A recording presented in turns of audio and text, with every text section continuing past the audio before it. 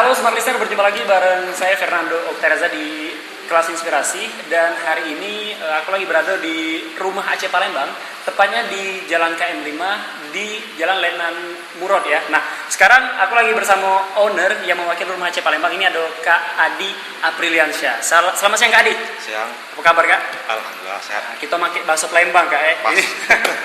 Permintaan dari Kak Adi, kita pakai bakso Palembang deh, karena kita memang marketnya di Palembang ini. Nah, di Kelas Inspirasi ini Kak Adi, kita selalu menyajikan ini perbincangan yang menginspirasi kepada penonton YouTube kita di Smart FM Palembang. Bagaimana cara berbisnis yang baik dan juga supaya tidak takut untuk menempuh jalur bisnis kalau ingin berusaha seperti itu. Nah, Kak Adi sebagai owner, mewakili ya, owner yang mewakili rumah Aceh Palembang, ini boleh cerita dulu Kak Adi. Tahun berapa rumah Aceh Palembang ini berdiri di Palembang Kak Adi? Ya. Terima kasih sebelumnya pada Sonora ya, kemudian Smart FM, Sonora Smart FM dan Mas Nando ya. selaku wawancara host. Jadi alhamdulillah warung kopi rumah Aceh ini itu sudah dari tahun 2017. 2017.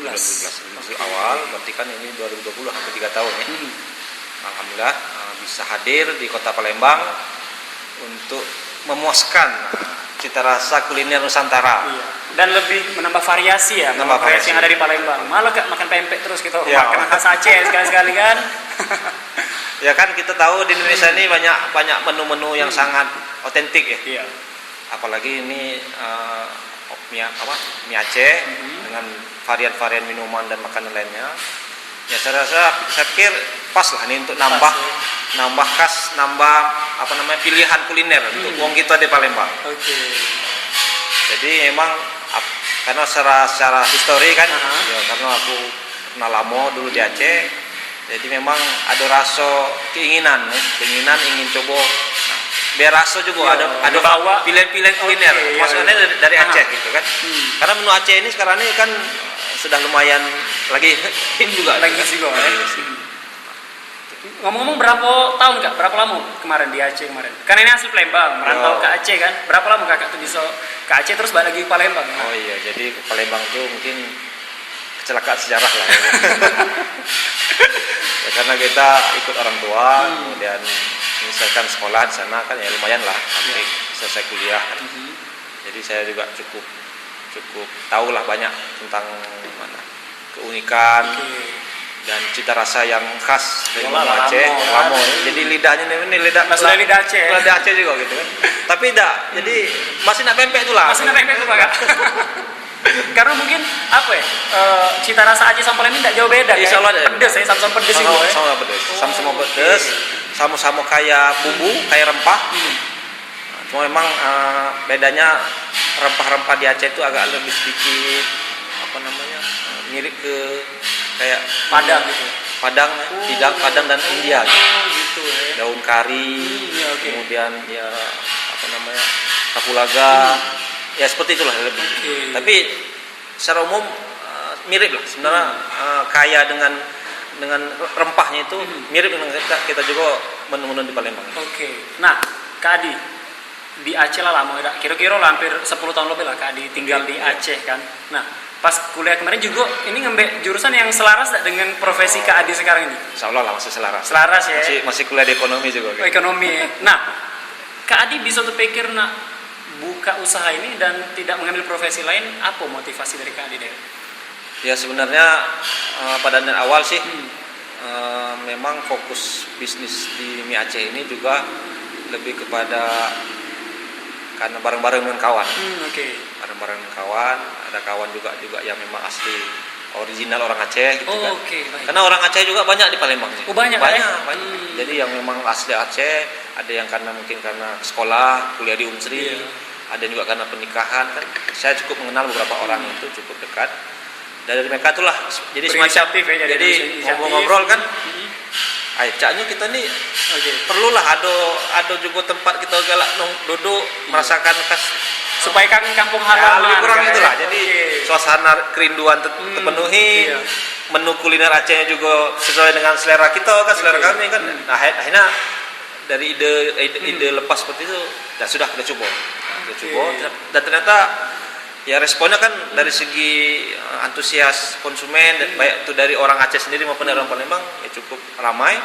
Ya alhamdulillah sampai 3 tahun sampai tahap masih eksis. Mudah-mudahan masih eksis terus gitu. Kalau kita dengar cerita dari konsumen ini, mereka nih nak nyicipi menu Aceh karena apa ya? Penasaran banyak kayak mungkin kayak lebih banyak penasarannya karena cita rasa Aceh ini kan belum dicicipi, cak mana sih rasanya pedas. Nah, ini Kak Adi, kita beralih ke saat ini kan lagi masa-masa sulit, masa pandemi. Ya. Nah, kita tahu pandemi ini kan memang memukul sektor usaha Kak. Iya. Apalagi sektor kuliner kan. Kuliner, ya. Kemarin juga sempat tutup juga gitu ya.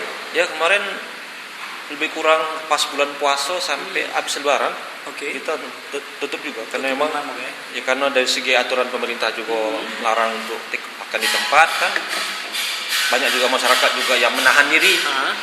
Ya saya tidak galak keluar rumah kan, jadi memang kita istirahatkan lebih kurang 2 bulan, tapi setelah lebaran jadi lebih kurang awal Juni sudah kita mulai buka lagi seperti biasa, walaupun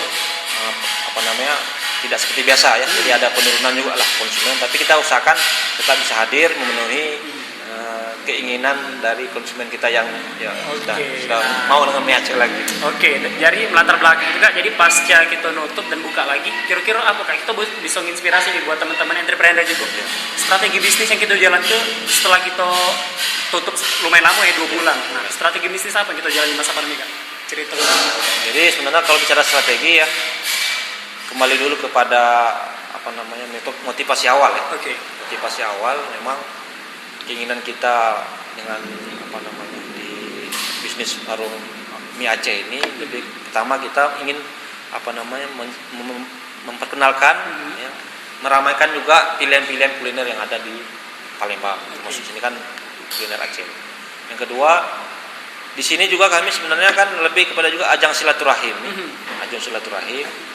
Jadi makanya seperti Nando lihat sendiri kan, kita setting memang pertama kita buat warung mie Aceh ini nyaman untuk orang duduk dan cozy nih Kak, kumpul ngobrol. Jadi tidak hanya sekedar datang untuk makan, tapi juga dimanfaatkan untuk silaturahim. Silaturahim, kumpul, diskusi, walaupun dengan tetap protokol kesehatan ya. Nah itu yang kami tonjolkan, sehingga saat ini mungkin itulah yang bisa dilihat dan dirasakan oleh konsumen, bahwa memang kalau ke warung mie Aceh di sini tempatnya nyaman, menunya juga ya. Jadi kami boleh berani beda lah dengan menu mie Aceh yang ada di Palembang ini, karena kami menjaga kualitas, menjaga mutu bumbu ya, sehingga bumbunya pun ini kami jaga supaya tetap otentik seperti yang di sana di Aceh. Tapi kami ciptakan juga suasana yang memang konsumen nyaman dan ya enak lah kalau untuk duduk ngobrol di sini.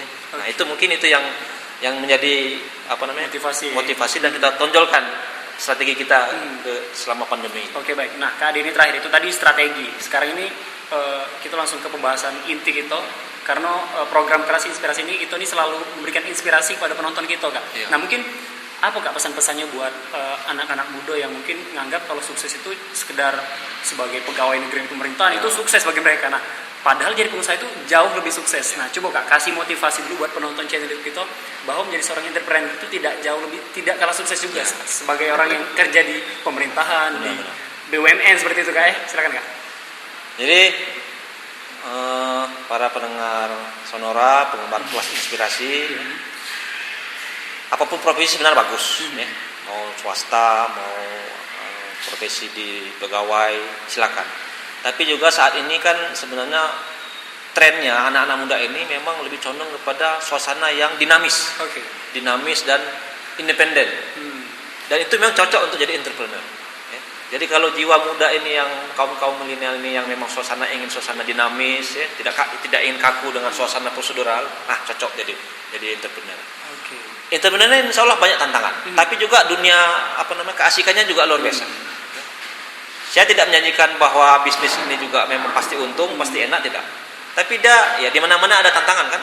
Tapi justru tantangan inilah kalau orang yang enjoy itu jadi menarik.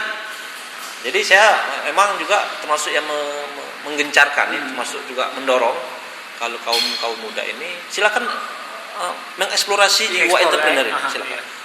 Jangan takut untuk mencoba. Kalau bisnis rugi itu biasa.